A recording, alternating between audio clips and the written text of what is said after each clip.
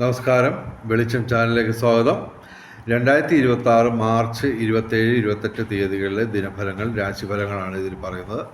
ഒരു ദിവസം മിനിമം അറിഞ്ഞിരിക്കേണ്ടുന്ന ജ്യോതിഷ വിവരങ്ങളാണ് ഇതിൽ ചുരുക്കി പറയാൻ ശ്രമിക്കുന്നത്. 12 രാശിക്കാരെക്കുറിച്ചും പറയുന്നുണ്ട്.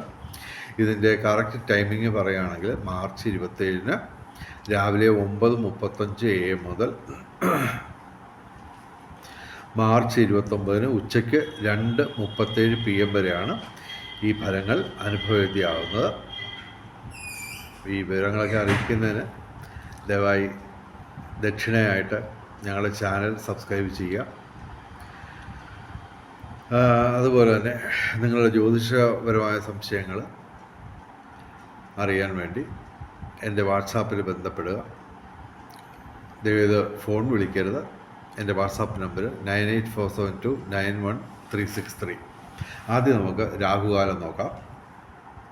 27 തീയതി രാവിലെ 11:01 AM മുതൽ ഉച്ചയ്ക്ക് 12:32 PM വരെയാണ് 27 തീയതി രാഹുകാലം.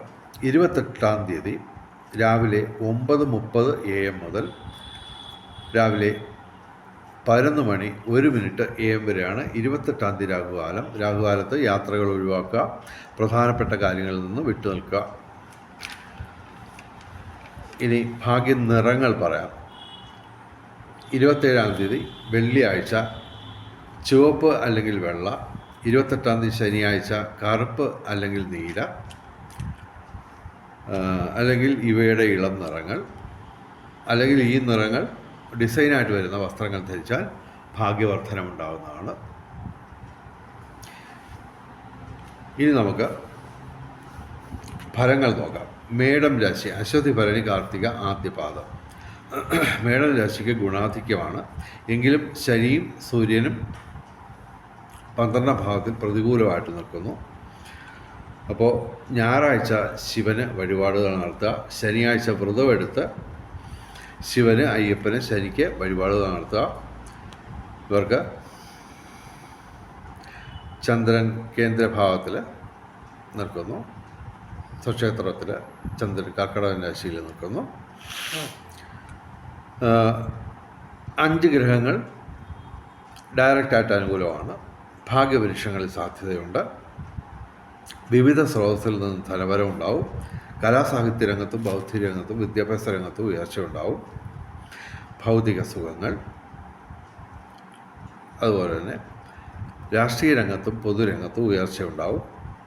ഭൂമി ക്രയവിക്രയങ്ങളുടെ നേട്ടം ഉണ്ടാവും. നിയമപരമായ പ്രശ്നങ്ങളിൽ അനുകൂലമായ മാറ്റം ഉണ്ടാവും. മേടം രാശിക്ക് ഗുണാധിക്യമാണ്. ഇനി ഇടവൻ രാശി. ഇടവൻ രാശി എന്ന് പറയുമ്പോൾ കാർത്തിക അവസാനം 3 പാദം, രോഹിണി, മകയിരം ആദ്യ 2 പാദം. ഇടവൻ രാശിക്ക് അത്യധികം ഗുണാധിക്യമുള്ള ദിവസങ്ങളാണ്. ഒരു ഗ്രഹം പോലും ഡയറക്റ്റായിട്ട് പ്രതികൂലമില്ലെന്ന് മാത്രമല്ല, 7 ഗ്രഹങ്ങൾ ഇവർക്ക് ഡയറക്റ്റായിട്ട് അനുകൂലമായിട്ട് നിൽക്കുന്നു. എന്തും നേടാവുന്ന ദിവസങ്ങളാണ്. ഭൗതിക സുഖങ്ങൾ, അതുപോലെ തന്നെ ബന്ധങ്ങൾ ഊഷ്മളമാവും. വിവിധ സ്രോതസ്സിൽ നിന്ന് ധനവരവുണ്ടാവും. സർവ്വവിധ സൗഭാഗ്യം. കലാസാഹിത്യ രംഗത്തും ബൗദ്ധിക രംഗത്തും വിദ്യാഭ്യാസ രംഗത്തും ഉയർച്ച ഉണ്ടാവും. രാഷ്ട്രീയ രംഗത്തും പൊതുരംഗത്തും ഉയർച്ചയുണ്ടാവും. ഭൂമി ക്രയവിക്രയങ്ങളുടെ നേട്ടമുണ്ടാവും. നിയമപരമായ പ്രശ്നങ്ങളിൽ അനുകൂലമായ മാറ്റം ഉണ്ടാവും. സൂര്യൻ 11ാം ഭാവത്തിൽ ലാഭസ്ഥാനത്ത് നിൽക്കുകയാണ്. അപ്പോൾ ഈ മീനമാസം മുഴുവൻ ഇവർക്ക് തൊഴിൽ ലാഭം, പിതൃഗുണം, സന്താന നേട്ടം ഇവയുണ്ടാവും. ഇവർ ഏർപ്പെടുന്ന ഏതൊരു കാര്യത്തിനും ഒരു വിജയസാധ്യത നിലനിൽക്കും. സാങ്കേതിക മികവ് കൊണ്ട് വിസ്മയങ്ങൾ സൃഷ്ടിച്ച് നേട്ടങ്ങൾ കൊയ്യാൻ പറ്റും. ഇടവൻ രാശിക്ക് അത്യധികം ഗുണാധിക്യമുള്ള ദിവസങ്ങളാണ്. ഇനി മിഥുനം രാശി. മകയിരം അവസാന 2 പാദം, തിരുവാതിര, പുണർദം ആദ്യ 3 പാദം. മിഥുനം രാശിക്ക് ഗുണദോഷ സമ്മിശ്രമാണ്. വ്യാഴാഴ്ച ഇവർ മഹാവിഷ്ണു ക്ഷേത്രത്തിൽ വഴിപാട് നടത്തുക. ശനിയാഴ്ച വ്രതമെടുത്ത് ശിവന്, അയ്യപ്പന്, ശനിക്ക് വഴിപാട് നടത്തുക. കണ്ട ശനിയാണ്. ഇവർക്ക് തൊഴിൽപരമായിട്ടുള്ള നേട്ടം ഉണ്ടാവും മീനമാസം മുഴുവൻ. മീനം മേടം മാസങ്ങളിൽ പിതൃഗുണം, സന്താന നേട്ടം, തൊഴിൽ വിജയം ഇവ ഉണ്ടാവും. ഭാഗ്യപരീക്ഷണങ്ങളിൽ സാധ്യതയുണ്ട്. ഭൗതിക സുഖങ്ങൾ, വിവിധ സ്രോതസ്സിൽ നിന്ന് ധനവരവ്. മിഥുനം രാശിക്ക് ഗുണദോഷ സമ്മിശ്രമാണ്. ഇനി കർക്കിടകം രാശി, പുണർദം അവസാന പാദം, പൂയായില്യം. കർക്കിടകം രാശിക്ക് ഗുണദോഷ സമ്മിശ്രമാണ്. എങ്കിലും ചൊവ്വ പ്രതികൂലമായിട്ട് നിൽക്കുന്നു. അഷ്ടമത്തിൽ സർപ്പവും പ്രതികൂലമായിട്ട് നിൽക്കുന്നു. അപ്പോൾ ചൊവ്വാഴ്ച മുരുകന് വഴിപാട് നടത്തുക. എല്ലാ ദിവസവും ശിവക്ഷേത്രത്തിലും സർപ്പപ്രതിഷ്ഠയുള്ള ക്ഷേത്രങ്ങളിലും ദർശനം നടത്തുക. വ്യാഴാഴ്ച മഹാവിഷ്ണു ക്ഷേത്രത്തിൽ വഴിപാട് നടത്തുക. ഇനിയിപ്പോൾ കർക്കിടകം രാശിക്ക് ഏപ്രിൽ 2-ാം തീയതി ചൊവ്വ പ്രതികൂലാവസ്ഥയിൽ നിന്ന് മാറും. അപ്പോൾ അത്യാവശ്യം നല്ല കാലമൊക്കെ വരാൻ പോയാണ്. ഓക്കെ, കർക്കിടകം രാശിക്ക് ഗുണദോഷ സമ്മിശ്രമാണ്. 4 ഗ്രഹങ്ങൾ ഗുണദോഷ സമ്മിശ്രമായിട്ട് നിൽക്കുന്നു. അപ്പോൾ ഈ പ്രതികൂലമായിട്ട് നിൽക്കുന്ന ഗ്രഹങ്ങളുടെ എണ്ണം കുറഞ്ഞു തുടങ്ങിയിട്ടുണ്ട്. അത് ഏപ്രിൽ 2-ാം തീയതി ചൊവ്വ മാറുമ്പോൾ അത് സർപ്പവും വ്യാഴവും മാത്രമായിട്ട് കുറയും. പ്രതികൂലമായിട്ടുള്ള ഗ്രഹങ്ങൾ ഇവിടെ അനുകൂലമായിട്ട്, ഡയറക്റ്റായിട്ട് അനുകൂലമായിട്ട് ചന്ദ്രനും ബുധനും മാത്രമാണുള്ളത്. അത്ര വലിയ ഭാഗ്യങ്ങളുള്ള ദിവസങ്ങളൊന്നുമല്ല, എങ്കിലും കാര്യങ്ങളൊക്കെ ബെറ്ററായി തുടങ്ങും, ഒരു സംശയമില്ല. അപ്പോൾ ഏപ്രിൽ 2 കഴിയുമ്പോഴത്തേക്ക് ഒരു 45 ദിവസം നേട്ടമാണ്. അത് മാത്രമല്ല, അതിന് ശേഷം 45 ദിവസത്തിന് ശേഷം 10-ാം ഭാവത്തിൽ, കർമ്മഭാവത്തിൽ ചൊവ്വ വരും, പിന്നെ ലാഭസ്ഥാനത്ത്. അപ്പോൾ ഏകദേശം ഒരു ഏപ്രിൽ 2 തൊട്ട് ഇവർക്ക് നേട്ടങ്ങളുടെ കാലം തുടങ്ങുകയാണ്. അപ്പോൾ കർക്കിടക രാശിക്ക് ഈ ദിവസങ്ങളിൽ വലിയ ഭാഗ്യങ്ങളില്ലാത്ത ദിവസമെങ്കിലും ഭാഗ്യങ്ങൾ വരുന്ന ഒരു കാലഘട്ടം, വലിയൊരു കാലഘട്ടം. 45 × 3 എന്ന് പറയുമ്പോൾ ഏതാണ്ട് 135 ദിവസം ചൊവ്വ പ്രതികൂലമല്ലാത്ത രീതിയിലും 90 ദിവസം ഡയറക്റ്റായിട്ട് അനുകൂലവുമായിട്ട് വരികയാണ്. നല്ല കാലം വരും. ഓക്കെ, ഇനി ചിങ്ങം രാശി, മകം പൂര ഉത്രം ആദ്യപാദം. ചിങ്ങം രാശിക്ക് ദോഷാധിക്യമാണ് കാണുന്നത്. ശുക്രനും വ്യാഴവും ഒക്കെ അനുകൂലമാണ്. 11-ാം ഭാവത്തിൽ ലാഭസ്ഥാനത്താണ് വ്യാഴം നിൽക്കുന്നത്.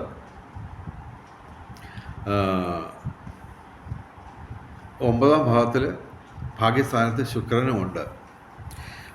ഭൗതിക സുഖങ്ങളൊക്കെ വരേണ്ടതാണ്. വിവിധ സ്രോതസ്സിൽ നിന്ന് ധനവരവൊക്കെ ഉണ്ടാകേണ്ടതാണ്. പക്ഷേ 7 ഗ്രഹങ്ങൾ ഡയറക്റ്റായിട്ട് പ്രതികൂലമാണ്. ഓക്കെ, ചന്ദ്രൻ ഉൾപ്പെടെ. അപ്പോൾ എല്ലാ ദിവസവും ശിവക്ഷേത്രത്തിലും സർപ്പപ്രതിഷ്ഠയുള്ള ക്ഷേത്രങ്ങളിലും ദർശനം നടത്തുക. ഞായറാഴ്ച ശിവന്, തിങ്കളാഴ്ച ശിവന്, ചൊവ്വാഴ്ച മുരുകന്, ബുധനാഴ്ച ശ്രീകൃഷ്ണന്, വെള്ളിയാഴ്ച ചാമുണ്ടിക്ക് അല്ലെങ്കിൽ ഗണപതിക്ക് വഴിപാട് നടത്തുക. ശനിയാഴ്ച വ്രതമെടുത്ത് ശിവന്, അയ്യപ്പന്, ശനിക്ക് വഴിപാട് നടത്തുക. അഷ്ടമശനിയാണ്. ഓക്കെ, വളരെയധികം ശ്രദ്ധിക്കേണ്ട ദിവസങ്ങളാണ് ചിങ്ങം രാശിക്കാർ. വാഹനം ഓടിക്കുമ്പോൾ സൂക്ഷിക്കുക, അപകടങ്ങൾ കരുതിയിരിക്കുക. ഇനി കന്നിരാശി, ഉത്രം അവസാന 3 പാദം, അത്തം ചിത്തിര ആദ്യ 2 പാദം. കന്നിരാശിക്ക് ഗുണാധിക്യമാണ് കാണുന്നത്. എങ്കിലും ശനിയും സൂര്യനും 7-ാം ഭാവത്തിൽ പ്രതികൂലമായിട്ട് നിൽക്കുന്നു. അപ്പോൾ ജീവിത പങ്കാളിയായിട്ടും ഓപ്പോസിറ്റ് സെക്സുമായിട്ടും എന്തെങ്കിലുമൊക്കെ പ്രശ്നങ്ങൾ ഉണ്ടാകാൻ സാധ്യതയുണ്ട്. സൂക്ഷിക്കാം. ഓക്കെ, വിവേകപൂർവ്വം അതൊക്കെ പരിഹരിക്കുക. ഇവർക്ക് കലാസാഹിത്യ രംഗത്തും ബൗദ്ധിക രംഗത്തും വിദ്യാഭ്യാസ രംഗത്തും ഉയർച്ചയുണ്ടാവും. വിവിധ സ്രോതസ്സിൽ നിന്ന് ധനപരമുണ്ടാവും. ഭൗതിക സുഖങ്ങൾ, പിന്നെ ഭാഗ്യപരീക്ഷങ്ങളിൽ സാധ്യതയുണ്ട്. പിന്നെ ചൊവ്വ 6-ാം ഭാവത്തിൽ അനുകൂലമായിട്ട് നിൽക്കുകയാണ്. അപ്പോൾ ചൊവ്വ നമുക്ക് ഇവിടെ ഏപ്രിൽ 2-ാം തീയതി പ്രതികൂലമായിട്ട് മാറും. അപ്പോൾ അതിനു മുമ്പായിട്ട് പ്രധാനപ്പെട്ട കാര്യങ്ങളൊക്കെ ചെയ്തു തീർക്കാൻ ശ്രമിക്കുക. ചൊവ്വ അനുകൂലമായതുകൊണ്ട് ഭൂമി ക്രയവിക്രയങ്ങൾ അതുവഴി നേട്ടമുണ്ടാവും. അതുപോലെ തന്നെ രാഷ്ട്രീയ രംഗത്തും പൊതുരംഗത്തും ഉയർച്ച ഉണ്ടാവും ഏപ്രിൽ 2 വരെ. ഓക്കെ, അതിനുശേഷം ഒരു കുറച്ചു കാലം പ്രശ്നമുള്ള സമയമാണ്. പിന്നെ പൊതുവെ കന്യാരാശിക്ക് ഈ ദിവസങ്ങളിൽ ഗുണാധിക്യമാണ് കാണുന്നത്. ഓക്കെ, ഞായറാഴ്ച ശിവന് വഴിപാട് നടത്തുക, ശനിയാഴ്ച ശിവന്, അയ്യപ്പന്, ശനിക്ക് വഴിപാട് നടത്തുക. ഇനി തുലാം രാശി ചിത്തിര അവസാന 2 പാദം, ചോതി, വിശാഖം ആദ്യം 3 പാദം. തുലാം രാശിക്ക് അത്യധികം ഗുണാധിക്യമുള്ള ദിവസങ്ങളാണ്. അതായത് ചന്ദ്രൻ അനുകൂലമാണ്. ഓക്കെ, കർമ്മഭാവത്തിൽ സ്വക്ഷേത്രപരമായിട്ട് ചന്ദ്രൻ വരുന്നു. അപ്പോൾ കർമ്മത്തിൽ തൊഴിൽപരമായിട്ടൊക്കെ നേട്ടമുണ്ട്. അത് സൂര്യനും അനുകൂലമാണ്. അപ്പോൾ അതുകൊണ്ട് തൊഴിൽപരമായിട്ടുള്ള നേട്ടം, പിന്നെ പിതൃഗുണം, സന്താന നേട്ടം, പിന്നെ വ്യാഴം അനുകൂലമാണ്. അപ്പോൾ നമുക്ക് സർവ്വവിധ സൗഭാഗ്യം പറയാം. വിവിധ സ്രോതസ്സിൽ നിന്ന് ധനവരവ്, ഭൗതിക സുഖങ്ങൾ, പിന്നെ ഭാഗ്യപരീക്ഷങ്ങളിൽ സാധ്യതയുണ്ട്. പിന്നെ ശനി അനുകൂലമായതിനാൽ ഏർപ്പെടുന്ന ഏതൊരു കാര്യത്തിനും ഒരു വിജയസാധ്യത നിലനിൽക്കും. ഓക്കെ, അപ്പോൾ പൊതുവെ തുലാം രാശിക്ക് അത്യധികം ഗുണാധിക്യമുള്ള ദിവസങ്ങളാണ്. ഏകദേശം 3 ഗ്രഹങ്ങൾ ഗുണദോഷ സമ്മിശ്രമായിട്ട് നിൽക്കുന്നു. തുലാം രാശിക്ക് അത്യധികം ഗുണാധിക്യമുള്ള ദിവസങ്ങളാണ്. ഇനി വൃശ്ചികം രാശി വിശാഖം അവസാന പാദം, അനിഴം, തൃക്കേട്ട. വൃശ്ചികം രാശിക്ക് ഗുണദോഷ സമ്മിശ്രമാണ്. 6 ഗ്രഹങ്ങൾ ഗുണദോഷ സമ്മിശ്രമായിട്ട് നിൽക്കുന്നു. ചൊവ്വയും വ്യാഴവും പ്രതികൂലമാണ്. ചൊവ്വാഴ്ച മുരുകന് വഴിപാട് നടത്തുക, വ്യാഴാഴ്ച മഹാവിഷ്ണുവിന് വഴിപാട് നടത്തുക. പൊതുവെ വലിയ നേട്ടങ്ങളൊന്നുമില്ലാത്ത സാധാരണ ദിവസങ്ങളായി വൃശ്ചികം രാശിക്ക് അനുഭവപ്പെടും. വൃശ്ചികം രാശിക്ക് ഗുണദോഷ സമ്മിശ്രമാണ്. ഇനി ധനുരാശി മൂലം, പൂരാട, ഉത്രാടം ആദ്യ പാദം. ധനുരാശിക്ക് ഗുണാധിക്യമാണ് കാണുന്നത്. ചന്ദ്രൻ പ്രതികൂലമാണ്. തിങ്കളാഴ്ച ശിവക്ഷേത്രത്തിൽ വഴിപാട് നടത്തുക. ശനിയാഴ്ച കണ്ടകശനിയാണ്. അപ്പോൾ ശനിയാഴ്ച വ്രതമെടുത്ത് ശിവന്, അയ്യപ്പന്, ശനിക്ക് വഴിപാട് നടത്തുക. ഇവർക്ക് ഭൂമി ക്രയവിക്രയങ്ങളുടെ നേട്ടമുണ്ടാവും. രാഷ്ട്രീയ രംഗത്തും പൊതുരംഗത്തും ഉയർച്ചയുണ്ടാവും. നിയമപരമായ കാര്യങ്ങളിൽ നേട്ടമുണ്ടാവും. വിവിധ സ്രോതസ്സിൽ നിന്ന് ധനവരവ്, ഭൗതിക സുഖങ്ങൾ, ഭാഗ്യപരീക്ഷങ്ങളിൽ സാധ്യതയുണ്ട്. അതുപോലെ തന്നെ ബന്ധങ്ങൾ ഊഷ്മളമാവും. പൊതുവെ ധനുരാശിക്ക് ഗുണാധിക്യമാണ് കാണുന്നത്. ഇനി മകരം രാശി ഉത്രാടം അവസാന 3 പാദം, തിരുവോണം, അവിട്ടം ആദ്യ 2 പാദം. മകരം രാശിക്ക് ഗുണാധിക്യമാണ് കാണുന്നത്. വ്യാഴാഴ്ച മഹാവിഷ്ണുവിന് വഴിപാട് നടത്തുക. ഇവർക്ക് ഏത് കാര്യത്തിനും ഒരു വിജയസാധ്യത നിലനിൽക്കും. സാങ്കേതിക മികവ് കൊണ്ട് നേട്ടമുണ്ടാവും. തൊഴിൽപരമായിട്ട് നേട്ടമുണ്ടാവും. പിതൃഗുണം, സന്താന നേട്ടം ഇവ അനുഭവപ്പെടും. മീനം മാസം മുഴുവൻ ഇവർക്ക് തൊഴിൽ ഭാഗ്യം പ്രതീക്ഷിക്കാം. കലാസാഹിത്യ രംഗത്തും ബൗദ്ധിക രംഗത്തും വിദ്യാഭ്യാസ രംഗത്തും ഉയർച്ചയുണ്ടാവും. ഭൗതിക സുഖങ്ങൾ, അതുപോലെ തന്നെ വിവിധ സ്രോതസ്സിൽ നിന്ന് ധനവരമുണ്ടാവും. മകരം രാശിക്ക് ഗുണാധിക്യമാണ്. ഇനി കുംഭം രാശി അവിട്ടം അവസാന 2 പാദം, ചതയം, പൂരുരുട്ടാതി ആദ്യ 3 പാദം. കുംഭം രാശിക്ക് ഗുണദോഷ സമ്മിശ്രത്തിൽ തന്നെ അല്പം പ്രശ്നമുള്ള ദിവസങ്ങളാണ്. ചന്ദ്രൻ, വ്യാഴം, ശുക്രൻ ഒക്കെ അനുകൂലമാണ്. എങ്കിലും പൊതുവെ ഇവർക്ക് 4 പാപഗ്രഹങ്ങൾ, മൊത്തം 5 ഗ്രഹങ്ങൾ പ്രതികൂലമായിട്ട് നിൽക്കുന്നു. അപ്പോൾ ഇവർ എല്ലാ ദിവസവും ശിവക്ഷേത്രത്തിലും സർപ്പപ്രതിഷ്ഠയുള്ള ക്ഷേത്രങ്ങളിലും ദർശനം നടത്തുക. ചൊവ്വാഴ്ച മുരുകന്, ബുധനാഴ്ച ശ്രീകൃഷ്ണന് വഴിപാട് നടത്തുക. ശനിയാഴ്ച വ്രതമെടുത്ത് ശിവന്, അയ്യപ്പന്, ശനിക്ക് വഴിപാട് നടത്തുക. പൊതുവെ ഇവർക്ക് അല്പം ദോഷാധിക്യമുള്ള ദിവസങ്ങളാണ്. എങ്കിലും ചന്ദ്രൻ, ശുക്രൻ, വ്യാഴം ഇവ അനുകൂലമായിട്ട് നിൽക്കുന്നതുകൊണ്ട് ഒരു പരിധിവരെ ഇവർക്ക് ധനവരമുണ്ടാവും. വിവിധ സ്രോതസ്സിൽ നിന്ന് ധനവരമുണ്ടാവും. ബന്ധങ്ങളൊക്കെ ഊഷ്മളമാവും ഒരു പരിധി വരെ. കുംഭൻ രാശിക്ക് ഗുണദോഷ സമ്മിശ്രത്തിൽ തന്നെ അല്പം പ്രശ്നമുള്ള ദിവസങ്ങളാണ്. ഇനി മീനം രാശി, പൂരിട്ടാതി അവസാന പാദം, ഉത്രട്ടാതി, രേവതി. മീനം രാശിക്ക് ദോഷാധിക്യമാണ് കാണുന്നത്. ശുക്രനും ശിഖയും അനുകൂലമാണെങ്കിലും ഇവർക്ക് ജന്മശനിയാണ്. ജന്മത്തിൽ സൂര്യനും നിൽക്കുകയാണ്. അതുകൂടാതെ ഏപ്രിൽ 2-ന് ചൊവ്വയും ജന്മത്തിലേക്ക് വരികയാണ്. അപ്പോൾ ഏപ്രിൽ 2-ന് മുമ്പായിട്ട് പ്രധാനപ്പെട്ട കാര്യങ്ങൾ അത്യാവശ്യമുള്ളത് മാത്രം ചെയ്തു തീർക്കുക. കാര്യം ഒരു 45 ദിവസം ശനിയും ചൊവ്വയും ജന്മത്ത് വരികയാണ്. അപ്പോൾ ശാരീരിക മാനസിക അസ്വസ്ഥതകളുണ്ടാവാം. അപകടങ്ങൾക്ക് സാധ്യതയാണ്. ഇവർ ഞായറാഴ്ച ശിവന്, ചൊവ്വാഴ്ച മുരുകന്, ബുധനാഴ്ച ശ്രീകൃഷ്ണന് വഴിപാടുകൾ നടത്തുക. അപ്പോൾ ശിവക്ഷേത്രത്തിലും സർപ്പപ്രതിഷ്ഠയുള്ള ക്ഷേത്രങ്ങളും ദർശനം നടത്തുക. ശനിയാഴ്ച വ്രതമെടുത്ത് ശിവന്, അയ്യപ്പന്, ശനിക്ക് വഴിപാടുകൾ നടത്തുക. ഇവർക്ക് ധനവരവിനൊക്കെ ഒരു തടസ്സമുണ്ടാവും. പൊതുവെ എല്ലാ കാര്യത്തിനും ഒരു തടസ്സമുണ്ടാവും. കഴിവതും പ്രധാനപ്പെട്ട കാര്യങ്ങളൊക്കെ മാറ്റിവെക്കുക. എങ്കിലും തീരെ നിവൃത്തിയില്ലാത്ത കാര്യങ്ങൾ മാത്രം ഏപ്രിൽ 2-ന് മുമ്പ് ചെയ്തു തീർക്കാൻ ശ്രമിക്കുക.